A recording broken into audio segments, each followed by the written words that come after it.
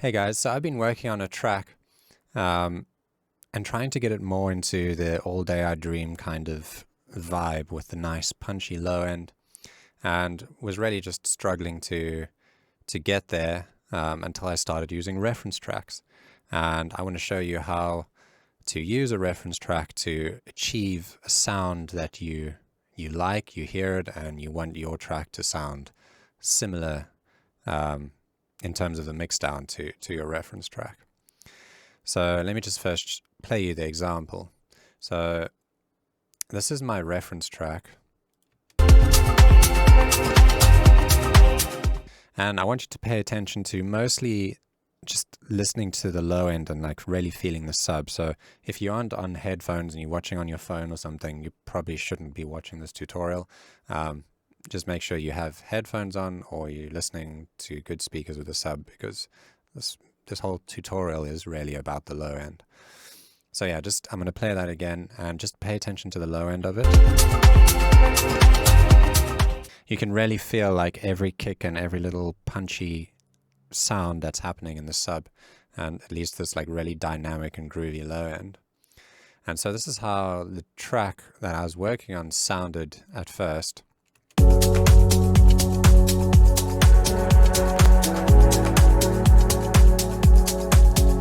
There's really not a whole lot happening in the low end other than some kicks, and we've just got like a few ghost kicks that are hitting. But otherwise the low end's like pretty flat, and it's not very groovy, it's not very interesting, and it's certainly not anywhere close to the reference track. So let me just show you what happened then after I referenced and tried to get my low end feeling a bit more groovy. So this is the new version.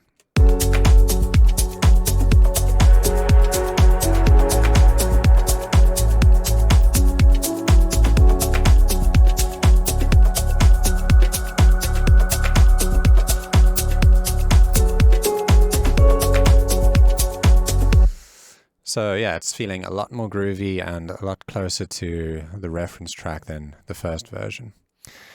All right, so let me show you what I did to get there. So let's hop back into the old project. So the first thing I did was, I think it's really important to have something like this mini meters plugin I have up here, which I'll link in the description, specifically for this spectrogram. If you don't have this plugin and you've already got a spectrogram, you don't need to go and buy this plugin. It's just useful to have up on your screen. So let's just play this track and keep an eye on the low end over here. So looking at the red bottom of the screen, you can see all these little almost hockey stick looking or golf club looking I don't know what to call them, hooks. These bright red hooks, those are your kick drums. And that's the low end of the kick drum specifically. The blue stuff at the top is all the high-end information, and everything in between is your mid-range, obviously. But what I love about it is you can really see all the detail, specifically in the low end. So here we can see all the kicks, and we can see these long piano notes that are kind of being held out.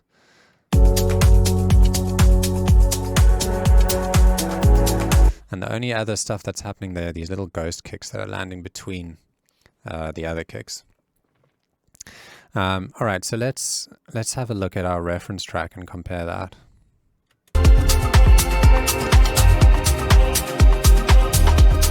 So here you can see between the kicks, there's lots of short bursts of energy. There's like, he's got like little sub hits as well as like tom hits and different kicks that are landing between all the main kicks, and it leads to this really like punchy and dynamic feeling where you've got like these pulsating sub hits that are just jumping out at you and creating this groove. And so that's essentially what we're trying to achieve. So the first thing I did was to go in and let's hop into the other project. I addressed actually let's hop back first. Let's have a look at what we've got in the low end outside of the drums. So if I just solo my instrument bass, it's all very sustained, and that's the first problem. So let's have a look at our sub. This is my sub, and this is the MIDI for the sub. So it's just basically holding out these long sustained notes, and they're sidechained to the kick. That's why there's like little breaks in them. But still, there's nothing like really punchy and groovy happening there. So in the new project, I changed up the sub like this. So I broke up the sub into this kind of a groove pattern.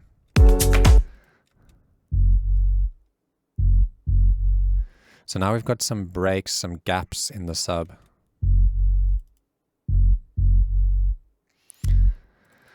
And how I did that was I basically just played it with the kick and just felt out a nice groove and made sure that, you know, the sub isn't really hitting at the same time as the kick. So you can see it lands after the kick, and then there's some breaks, and then on the last 16th it comes back in. Yeah, let me just play that.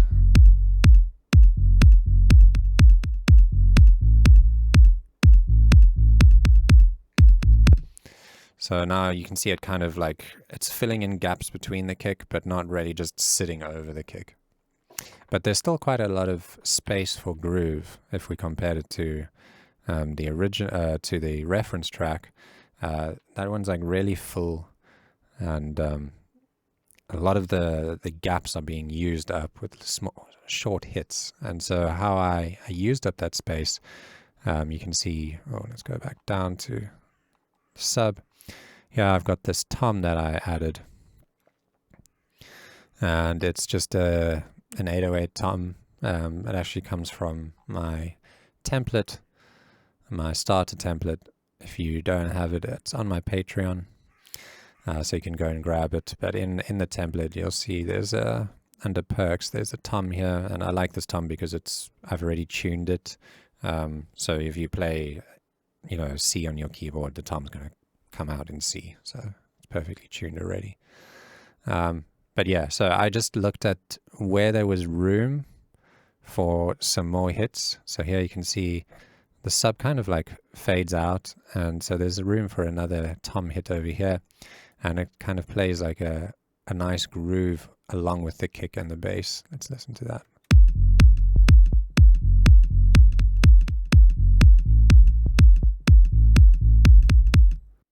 All right, so the next big problem that I had with the track was that the kick that I had felt kind of boomy, and it was also just different to the other kick.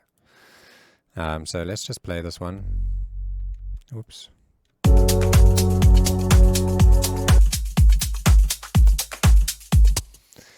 Yeah, the kick's quite long and quite boomy.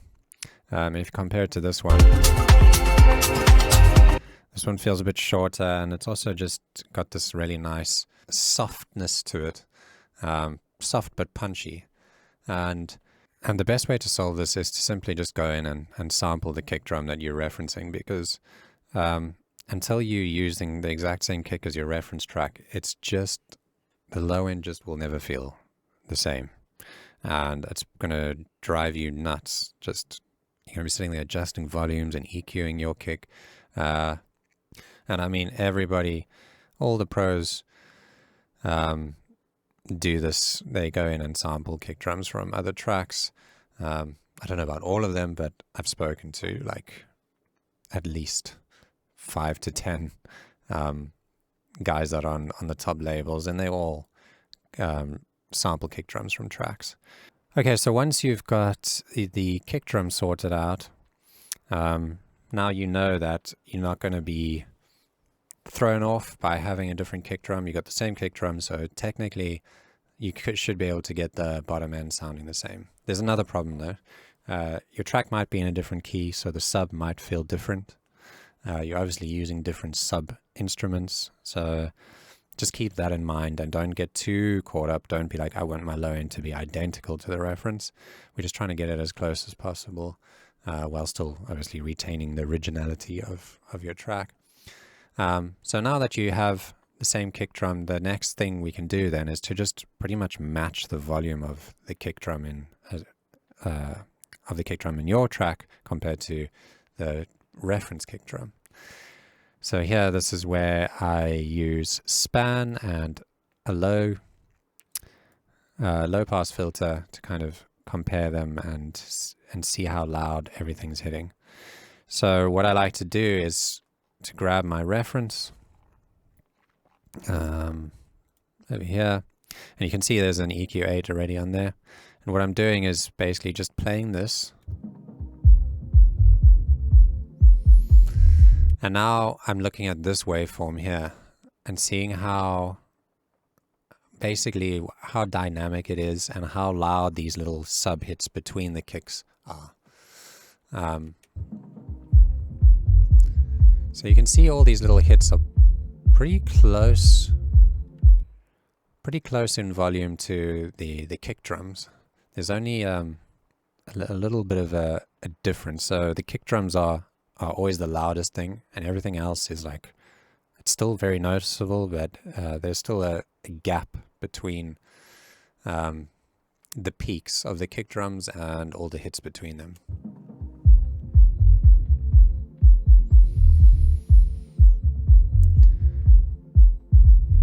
So that's what I try to do with my track too. So I put a EQ8 on there and then just played it. And what I was checking for is, you don't want the sub, let's say your sub bass, maybe you set it to quiet and it's something like, let's just turn off this tom.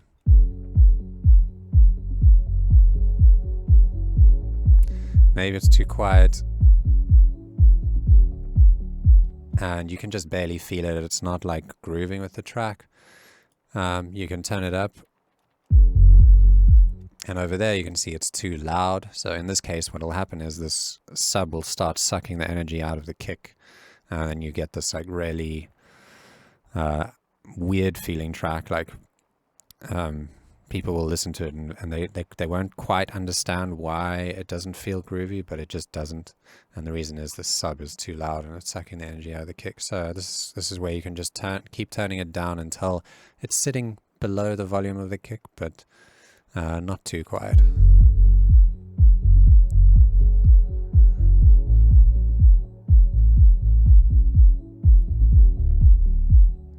I think that looks about good. And then the same thing with the tom. Don't want it to be too quiet. You can actually turn off the sub to pay more attention to the tom.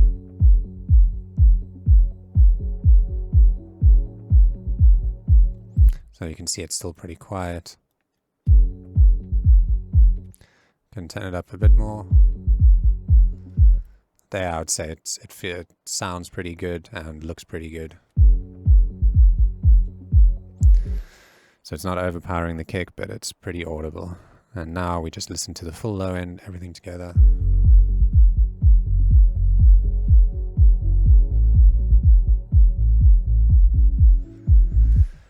And then just take off this filter to make sure that everything feels good.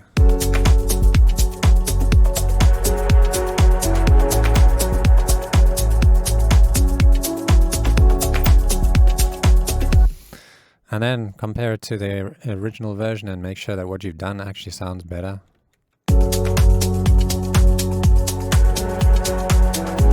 Yeah, it's like night and day. The low end of this just does not groove at all. Versus the low end of the new one.